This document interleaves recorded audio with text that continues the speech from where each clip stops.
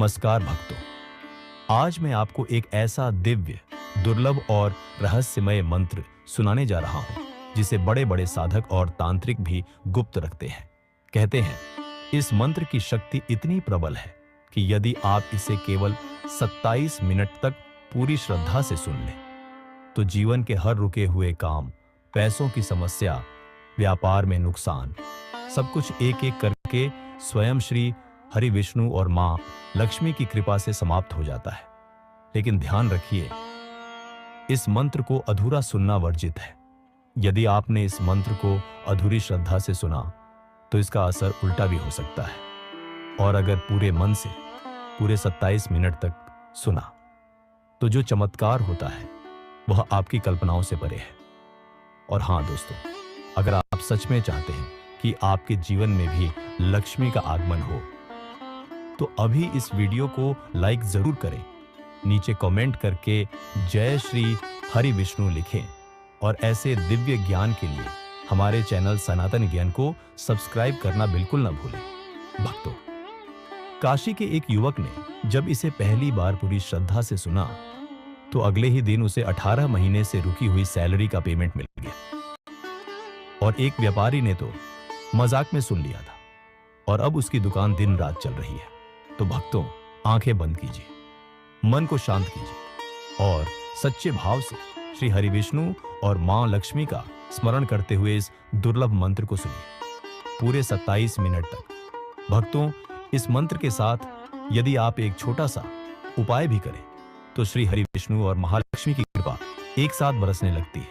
उपाय यह है कि हर गुरुवार या शुक्रवार प्रातः स्नान करके घर के मंदिर में पीले फूल, तुलसी के पत्ते और एक मिठाई, लड्डू या पेड़ा चढ़ाएं। फिर दोनों हाथ जोड़कर 3 बार यह कहें कि हे श्री हरि विष्णु, हे महालक्ष्मी माता, मेरे जीवन से दरिद्रता दूर करें, कृपा करें और मेरे इस गरीब की पुकार सुनिए, मेरी सच्चे मन की प्रार्थना स्वीकार करें। फिर इसी स्थिति में आंखें बंद करके इस मंत्र को पूरे 27 मिनट तक सुने। विश्वास मानिए, इस उपाय और मंत्र के संयुक्त प्रभाव से आपकी किस्मत करवट लेगी और आपके जीवन में धन, समृद्धि और शुभ समाचारों की वर्षा होगी। जय श्री हरि विष्णु, जय महालक्ष्मी। अगर आपने अभी तक लाइक नहीं किया तो अभी करें, नीचे कमेंट करें AUM नारायणाय नमः और सब्सक्राइब करें, ताकि यह दिव्य ऊर्जा हर दिन आपके जीवन में प्रवेश करती रहे।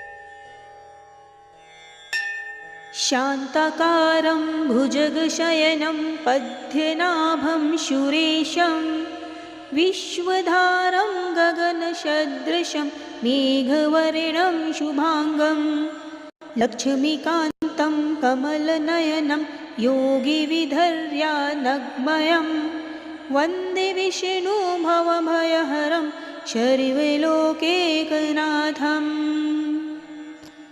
शान्ताकारं भुजगशयनं पद्मनाभं सुरेशं विश्वधारं गगनसदृशं मेघवर्णं शुभांगं लक्ष्मीकान्तं कमलनयनं योगिविधर्यानग्मयं वन्दे विष्णु भवभयहरं सर्वलोकैकनाथम्।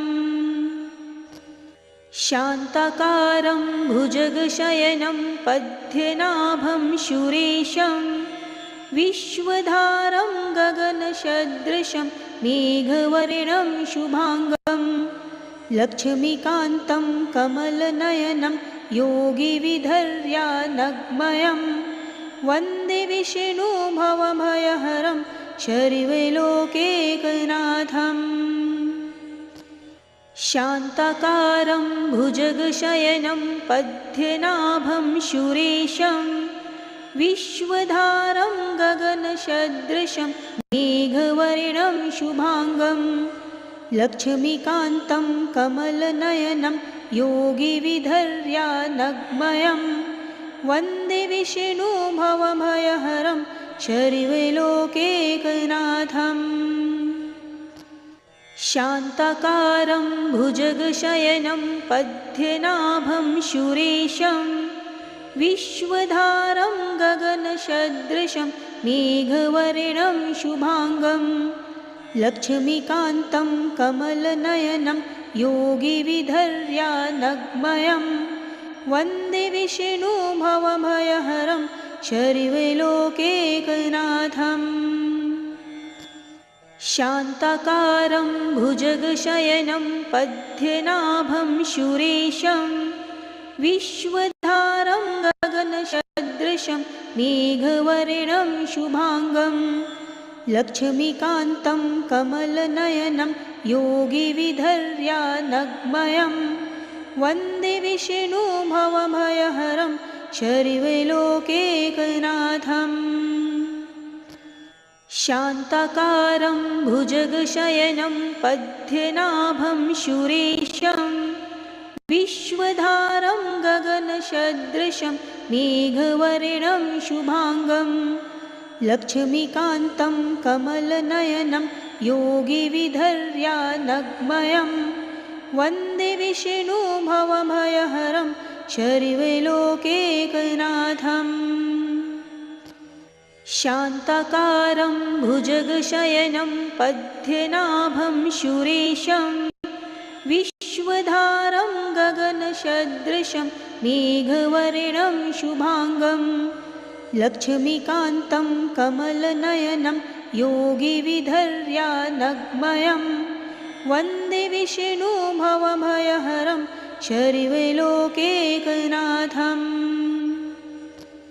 शान्ताकारं भुजगशयनं पद्मनाभं सुरेशं विश्वधारं गगनसदृशं मेघवर्णं शुभाङ्गं लक्ष्मीकान्तं कमलनयनं योगिविधर्यानग्मयं वन्दे विष्णु भवभयहरं शर्वलोकैकनाथम् शान्ताकारं भुजगशयनं पद्मनाभं सुरेशं विश्वधारं गगनसदृशं मेघवर्णं शुभाङ्गं लक्ष्मीकान्तं कमलनयनं योगिविधर्यानग्मयं वन्दे विष्णु भवभयहरं शर्वलोकैकनाथम् शान्ताकारं भुजगशयनं पद्मनाभं सुरेशं विश्वधारं गगनसदृशं मेघवर्णं शुभाङ्गं लक्ष्मीकान्तं कमलनयनं योगिविधर्यानग्मयं वन्दे विष्णु भवभयहरं शर्वलोकैकनाथम् शान्ताकारं भुजगशयनं पद्मनाभं सुरेशं विश्वधारं गगनसदृशं मेघवर्णं शुभाङ्गं लक्ष्मीकान्तं कमलनयनं योगिविधर्यानग्मयं वन्दे विष्णु भवभयहरं शर्वलोकैकनाथम् शान्ताकारं भुजगशयनं पद्मनाभं सुरेशं विश्वधारं गगनसदृशं मेघवर्णं शुभाङ्गं लक्ष्मीकान्तं कमलनयनं योगिविधर्यानग्मयं वन्दे विष्णु भवभयहरं शर्वलोकैकनाथम् शान्ताकारं भुजगशयनं पद्मनाभं सुरेशं विश्वधारं गगनसदृशं मेघवर्णं शुभाङ्गं लक्ष्मीकान्तं कमलनयनं योगिविधर्यानग्मयं वन्दे विष्णु भवभयहरं शर्वलोकैकनाथम् शान्ताकारं भुजगशयनं पद्मनाभं सुरेशं विश्वधारं गगनसदृशं मेघवर्णं शुभाङ्गं लक्ष्मीकान्तं कमलनयनं योगिविधर्यानग्मयं वन्दे विष्णु भवभयहरं शर्वलोकैकनाथम् शान्ताकारं भुजगशयनं पद्मनाभं सुरेशं विश्वधारं गगनसदृशं मेघवर्णं शुभांगं लक्ष्मीकान्तं कमलनयनं योगिविधर्यानग्मयं वन्दे विष्णु भवभयहरं सर्वलोकैकनाथम्। शान्ताकारं भुजगशयनं पद्मनाभं सुरेशं विश्वधारं गगनसदृशं मेघवर्णं शुभांगं लक्ष्मीकान्तं कमलनयनं योगिविधर्यानग्मयं वन्दे विष्णु भवभयहरं सर्वलोकैकनाथम्। शान्ताकारं भुजगशयनं पद्मनाभं सुरेशं विश्वधारं गगनसदृशं मेघवर्णं शुभांगं लक्ष्मीकान्तं कमलनयनं योगिविधर्यानग्मयं वन्दे विष्णु भवभयहरं सर्वलोकैकनाथम्। शान्ताकारं भुजगशयनं पद्मनाभं सुरेशं विश्वधारं गगनसदृशं मेघवर्णं शुभांगं लक्ष्मीकान्तं कमलनयनं योगिविधर्यानग्मयं वन्दे विष्णु भवभयहरं सर्वलोकैकनाथम्। शान्ताकारं भुजगशयनं पद्मनाभं सुरेशं विश्वधारं गगनसदृशं मेघवर्णं शुभांगं लक्ष्मीकान्तं कमलनयनं योगिविधर्यानग्मयं वन्दे विष्णु भवभयहरं सर्वलोकैकनाथम्। शान्ताकारं भुजगशयनं पद्मनाभं सुरेशं विश्वधारं गगनसदृशं मेघवर्णं शुभांगं लक्ष्मीकान्तं कमलनयनं योगिविधर्यानग्मयं वन्दे विष्णु भवभयहरं सर्वलोकैकनाथम्। शान्ताकारं भुजगशयनं पद्मनाभं सुरेशं विश्वधारं गगनसदृशं मेघवर्णं शुभांगं लक्ष्मीकान्तं कमलनयनं योगिविधर्यानग्मयं वन्दे विष्णु भवभयहरं सर्वलोकैकनाथम्। शान्ताकारं भुजगशयनं पद्मनाभं सुरेशं विश्वधारं गगनसदृशं मेघवर्णं शुभांगं लक्ष्मीकान्तं कमलनयनं योगिविधर्यानग्मयं वन्दे विष्णु भवभयहरं सर्वलोकैकनाथम्। शान्ताकारं भुजगशयनं पद्मनाभं सुरेशं विश्वधारं गगनसदृशं मेघवर्णं शुभांगं लक्ष्मीकान्तं कमलनयनं योगिविधर्यानग्मयं वन्दे विष्णु भवभयहरं सर्वलोकैकनाथम्।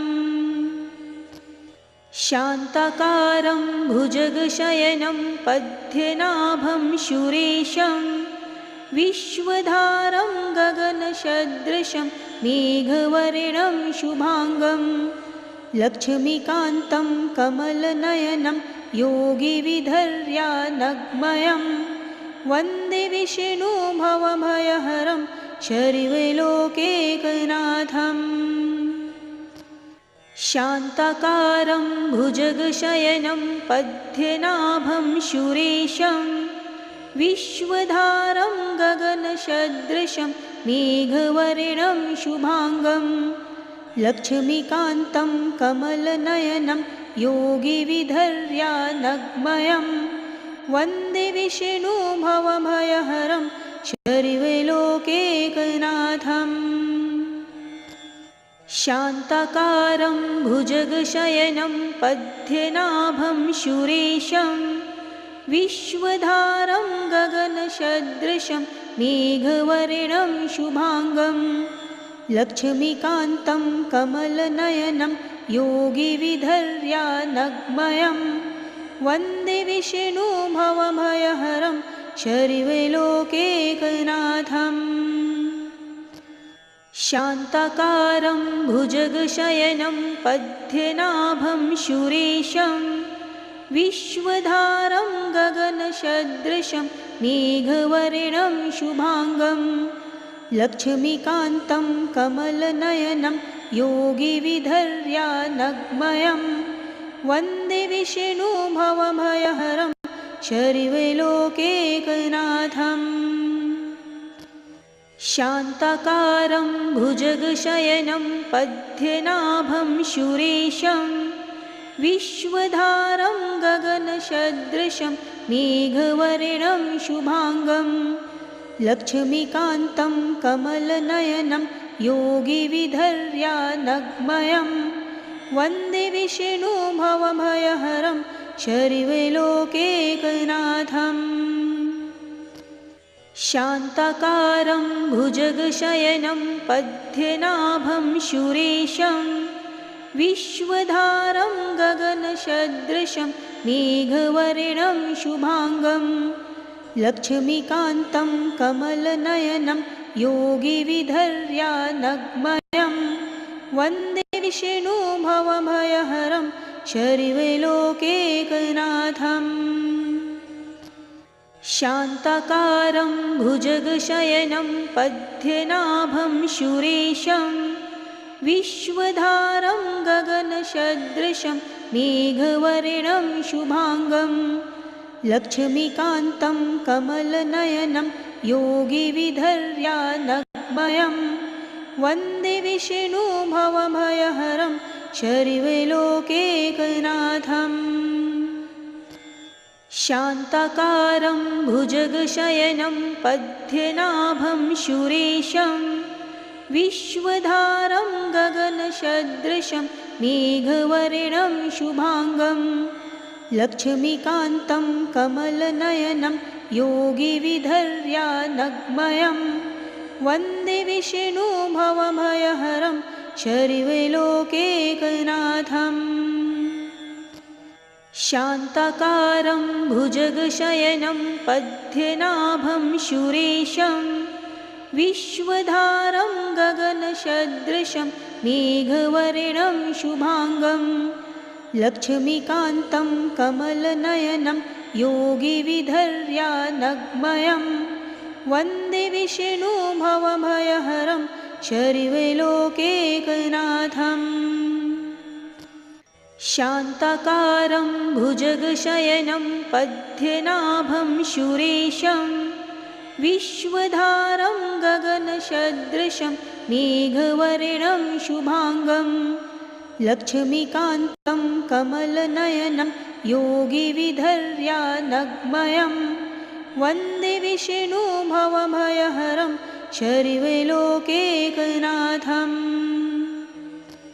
शान्ताकारं भुजगशयनं पद्मनाभं सुरेशं विश्वधारं गगनसदृशं मेघवर्णं शुभांगं लक्ष्मीकान्तं कमलनयनं योगिविधर्यानग्मयं वन्दे विष्णु भवभयहरं शर्वलोकैकनाथम्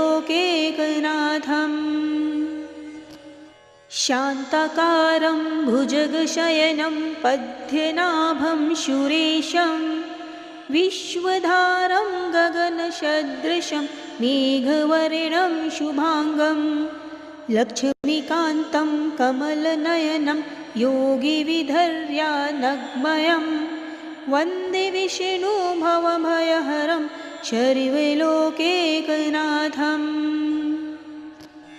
शान्ताकारं भुजगशयनं पद्मनाभं सुरेशं विश्वधारं गगनसदृशं मेघवर्णं शुभांगं लक्ष्मीकान्तं कमलनयनं योगिविधर्यानग्मयं वन्दे विष्णुभवभयहरं शर्वलोकैकनाथम्।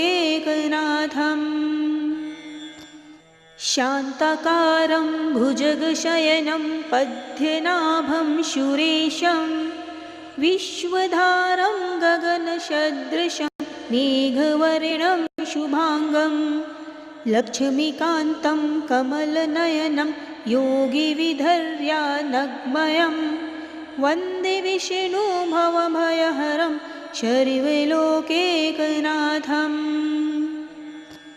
शान्ताकारं भुजगशयनं पद्मनाभं सुरेशं विश्वधारं गगनसदृशं मेघवर्णं शुभांगं लक्ष्मीकान्तं कमलनयनं योगिविधर्यानग्मयं वन्दे विष्णुभवभयहरं शर्वलोकैकनाथम्।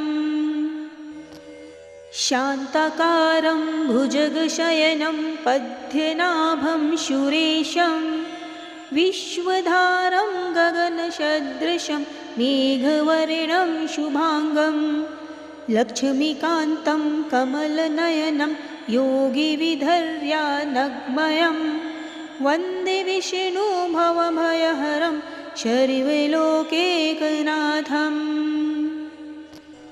शान्ताकारं भुजगशयनं पद्मनाभं सुरेशं विश्वधारं गगनसदृशं मेघवर्णं शुभांगं लक्ष्मीकान्तं कमलनयनं योगिविधर्यानग्मयं वन्दे विष्णुभवभयहरं शर्वलोकैकनाथम्।